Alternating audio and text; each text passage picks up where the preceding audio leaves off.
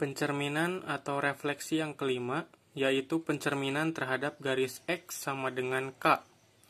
Rumus, jika diketahui A dengan koordinat X, Y, dicerminkan terhadap garis X sama dengan K, maka hasil bayangannya adalah A aksen, di mana X bayangannya adalah 2K dikurangi X, sedangkan Y bayangannya tetap Y.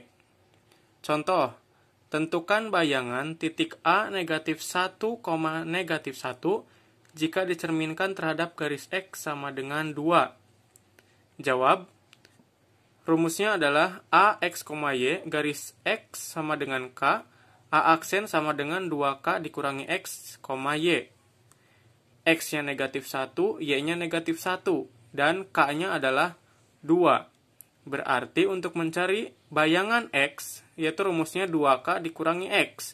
Berarti 2 dikalikan 2 dikurangi negatif 1. Sedangkan Y-nya tetap negatif 1. Sehingga hasilnya adalah 2 kali 2, 4. Negatif dikali negatif hasilnya positif. Berarti 4 ditambah 1, negatif 1. Maka hasil bayangan A negatif 1, negatif 1 jika dicerminkan terhadap garis X sama dengan 2, maka hasil bayangannya adalah 5, negatif 1. Selanjutnya, pencerminan atau refleksi yang keenam yaitu pencerminan terhadap garis Y sama dengan K. Rumusnya, AX, Y garis Y sama dengan K, maka hasil bayangannya adalah X tetap X, sedangkan Y, 2K dikurangi Y. Contoh, tentukan bayangan titik B 1,0 jika dicerminkan terhadap garis Y sama dengan negatif 1. Kita tahu bahwa B, X, Y-nya 1,0. Garis Y sama dengan negatif 1, berarti K-nya negatif 1. Maka hasil bayangannya, X-nya tetap X, dan rumus untuk mencari Y bayangan yaitu 2K dikurangi Y. Berarti 2 dikalikan negatif 1 dikurangi 0. Maka hasil bayangannya 1, negatif 2 dikurangi 0. Maka hasilnya 1, negatif 2. Jadi untuk pencerminan terhadap garis Y sama dengan K, X-nya tetap, dan Y bayangannya adalah 2K dikurangi Y. Pencerminan yang terakhir, yang ketujuh, yaitu pencerminan terhadap titik asal O 0,0. Rumusnya adalah AX, Y dengan pusat atau titik asal O 0,0, maka hasil bayangannya negatif X, negatif Y. Jadi, di sini adalah nilainya berubah untuk X dan Y. Jika di sini positif, maka negatif hasil bayangannya. Jika awalnya negatif, maka hasil bayangannya adalah positif.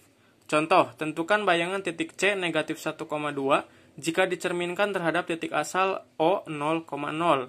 Maka rumusnya adalah AX, Y dengan O 0,0, hasil bayangannya adalah negatif X, negatif Y.